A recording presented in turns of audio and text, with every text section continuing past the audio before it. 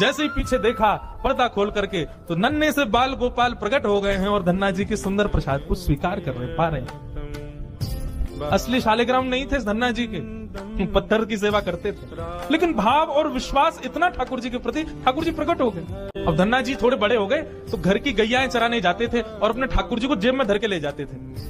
और गैया जब चरती थी तो पेड़ के नीचे बैठ के ठाकुर जी को निकाल लेते और कहते ठाकुर जी अब कोई ना आए, प्रकट है जाओ। तो ठाकुर जी प्रकट हो जाते, धन्ना जी के साथ खूब लीला करते। एक दिन ठाकुर जी ने धन्ना जी से कहा, आज गाय चराने नहीं जाओगे? बोले आज हमारी बुआ जी आई हैं, घर में बहुत सारे मेहमान आए, आज हम नहीं जाएंगे।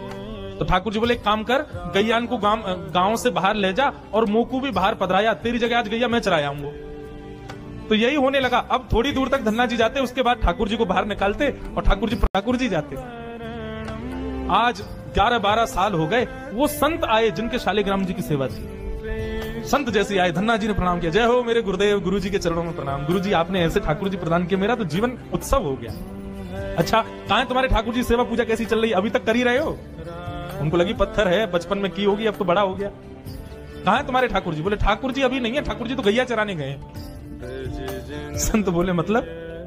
बोले हाँ, मैं कभी व्यस्त होता हूँ तो मैं ठाकुर जी को गैयाओं के संग भेज देता हूँ, ठाकुर जी गैया चराने जाते हैं। संत बोले पहले तो छोटा था, अब तो इतना बड़ा हो गया, ये अभी भी बचकानी बातें करता है। अरे लाला ऐसे मत बोला करो। तो नहीं सच में ठाकुर जी गैया चराने गए। आपको विश्वास नहीं? शाम को चलो मेरे संग। गुरु जी को लेकर के वन में गया तो वन में गैयाएं चल रही थी।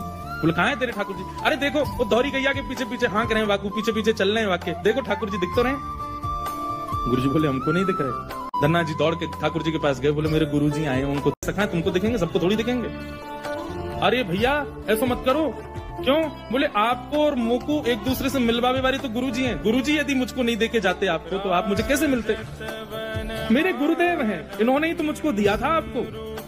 ठाकुर जी रीझ गए, पुनः पुनः धन की भक्ति, ऐसा भाव। इतने में ही नील माधव नीलमणि ठाकुर जी प्रकट हो गए और जैसे ही प्रकट हुए दूर खड़े गुरुदेव के एक एक रोम बिलखने लगा, रोने लगे और धन्ना के चरणों में प्रणाम किया।